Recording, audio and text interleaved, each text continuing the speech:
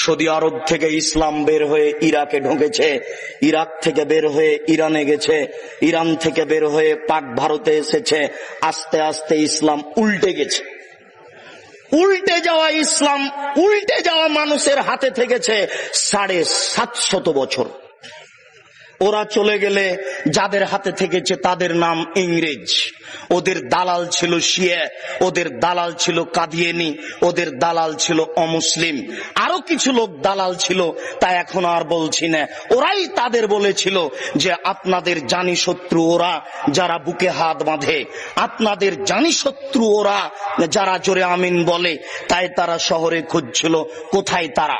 তাই আমাদের বাড়ি শহরে হয়নি, মসজিদেও হয়নি, শহর ছেড়ে পালিয়ে গিয়ে ওই বাগমারায় আশ্রয় নিয়েছি। বাগমারায় গাড়ি তো যায় না, গরুর গাড়িও যায় না, গরুর গাড়ি তো যায় না, পায়ে হেঁটেও যাওয়া যায় না।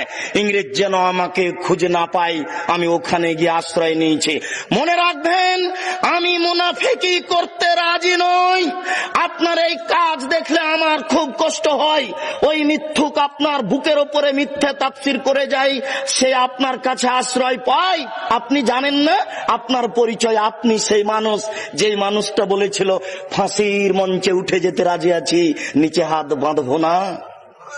আপনি ওই সেই মানুষ, যেই মানুষ বলেছিলেন ফাঁসির মঞ্চে যেতে আছি, চুপে আমিন বলবো না।